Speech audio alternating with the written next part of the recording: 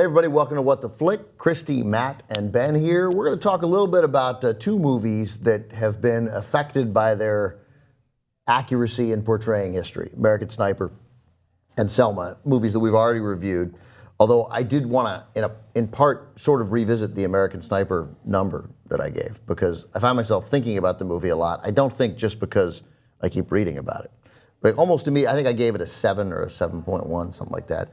I think it's better than that as a movie, but I've made a really sincere effort to remove the history from it and the accuracy debate from it. And I understand that that's very hard to do, and it might be impossible for some people, and I think that's totally fair. But as a movie, that portrayal of Chris Kyle is sort of, to me, was interesting and nuanced. And that movie was really pretty powerful to me, and I like it a lot better. And if I could revisit it, which I can, I'd be I'd be closer to 9. Well, here's a question I have for you. Does it matter? This is a debate that's going on right now. Does it matter that this portrayal of Chris Kyle was inaccurate in a lot of ways? That it does not show, the racism that he had while he was over there? That the whole Jesse Ventura thing is not mentioned anywhere. Right.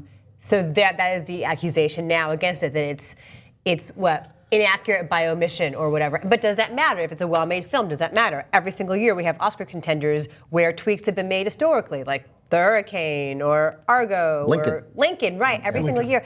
There's always that disparity. And does it matter as a viewer? Does it matter as an Oscar voter? I don't know.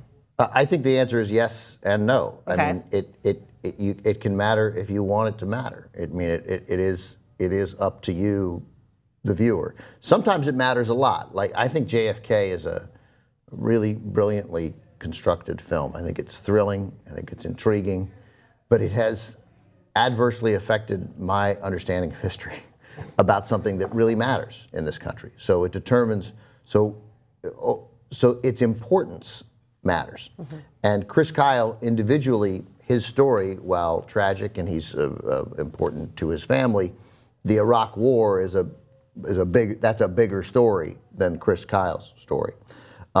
Regarding Selma and LBJ, like, I think LBJ he's fine, he's taken care of. Like, nobody needs to worry terribly about LBJ. Right. And that sort of campaign that may have cost Anna DuVernay Ava, excuse me.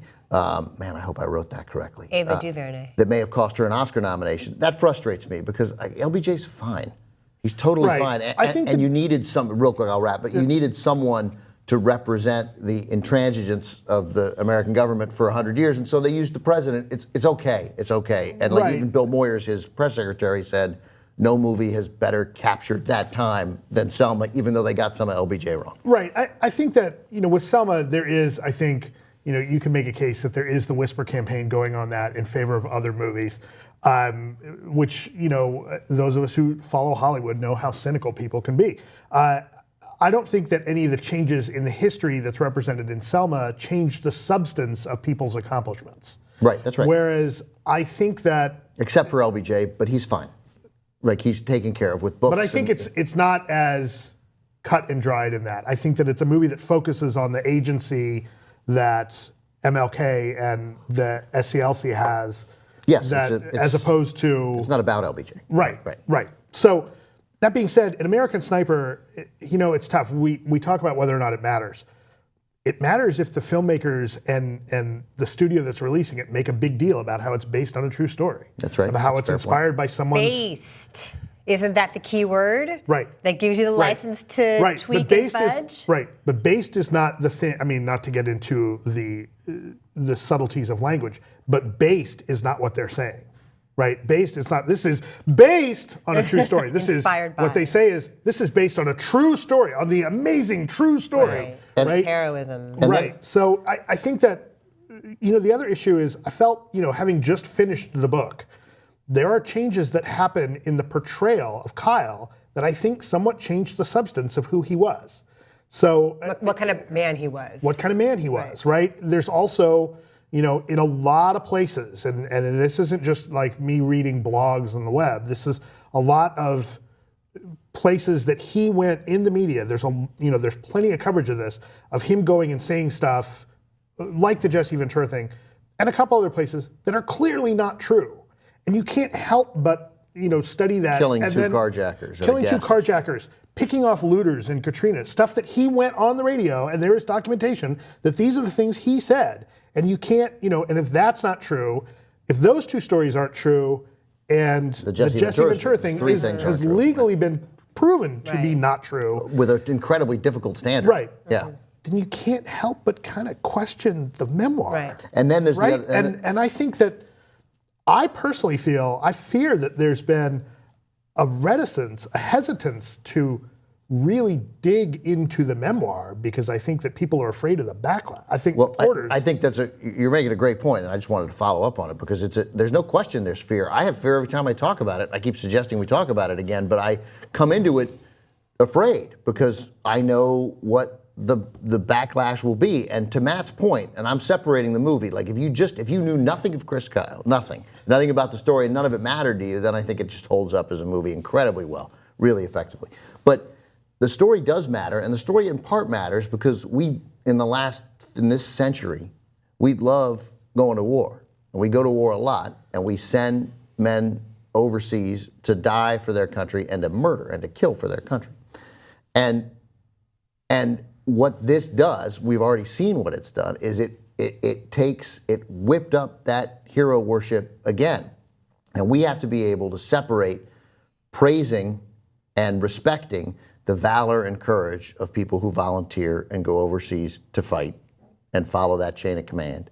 And we have to be able to separate that from our eagerness to wave the flag and stand up at every baseball game and honor the troops and do all these things, which makes it unquestionably easier for us to say, yes, let's send those 18, 19, 20, 21, and 22-year-old men overseas to die, and we leave this part out, and to kill, and to wreck families. And we're so easy. We almost never question it. We didn't question Iraq, and it was 100% wrong.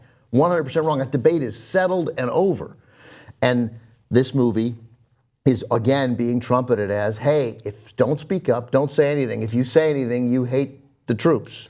But I don't think this is a movie that is meant to be propaganda or any kind of recruiting tool. I look at it as it shows the horrors of war and the way it ravages families, and it's celebrating him for dedication, but not necessarily what the war itself was about. But I think it does that in the context of Chris Kyle. The movie, the message from the movie is Chris Kyle is willing to sacrifice himself and his own family to do the right thing for the greater good, to be a hero.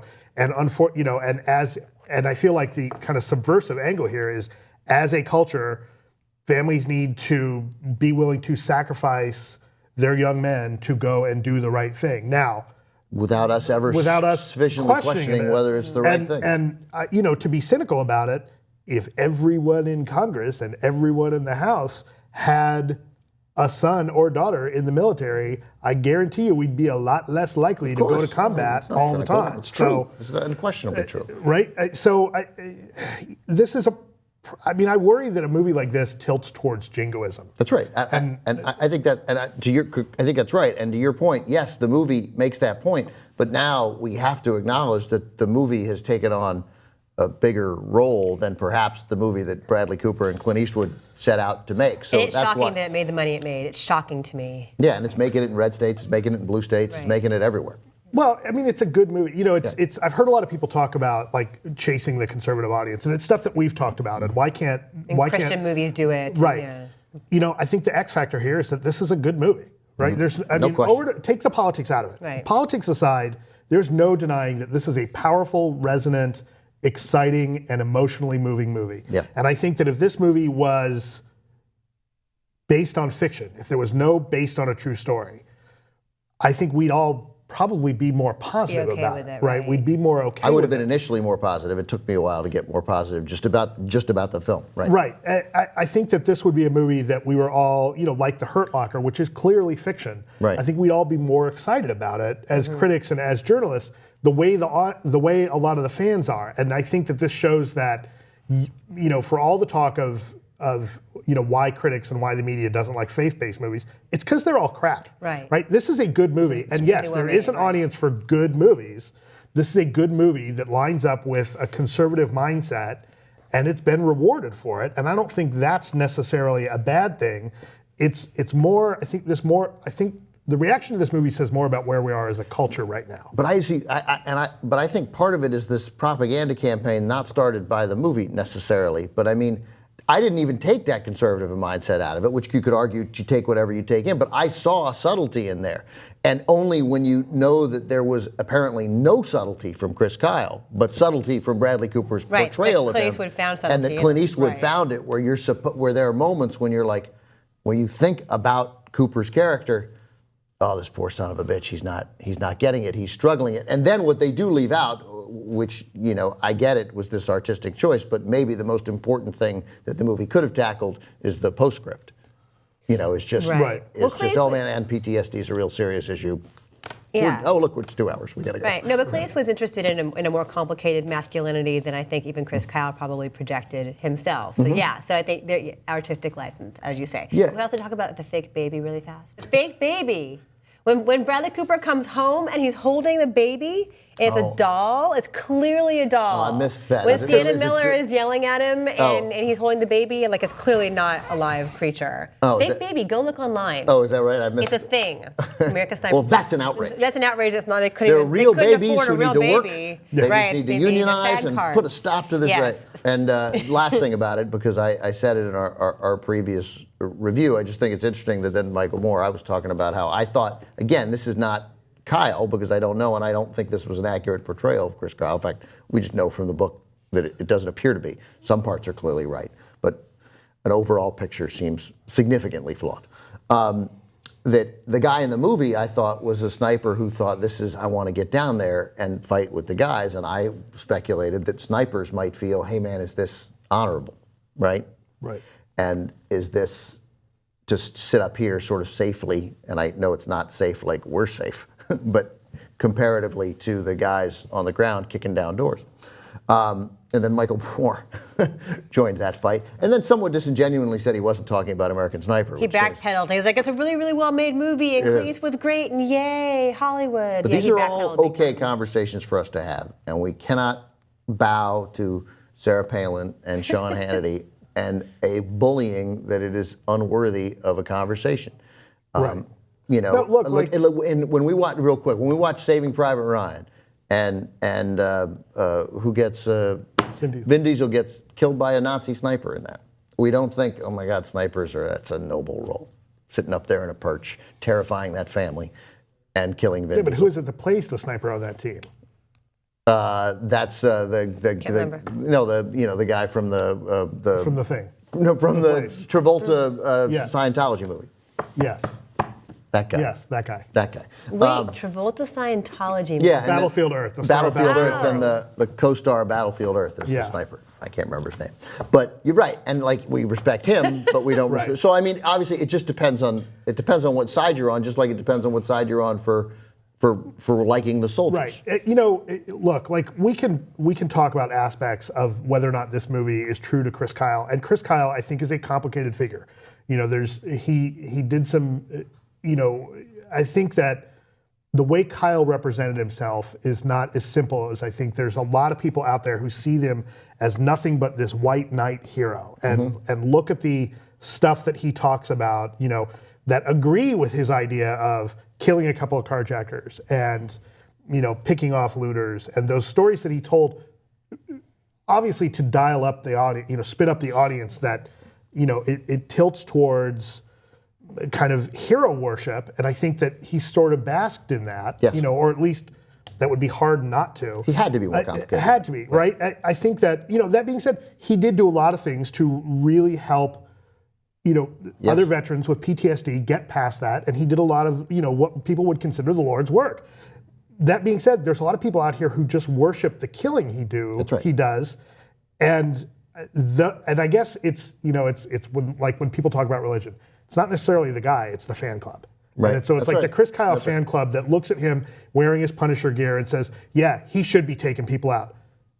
That's not the culture I think we should be. Yeah, and that's where I think we end up in a problematic area about people worshiping this movie or not the movie, worshiping the persona that comes out like the this overly lionized white knight persona. And I said it before, but then given that and why he had to have been more complicated to kill, whether it's 160 or 250 people for your country, and then get told, not specifically, but by a countrywide and worldwide consensus, oh, none of you, we shouldn't have gone there. That was a waste of time and a waste of resources and a waste of money. Sorry, maybe you didn't have to kill those 260 people. That has to have a profound, and that has to have an effect on, I don't think the human mind is capable of processing that. I mean, that is a devastating blow, which takes years and years and years to get past, and he was not afforded that opportunity.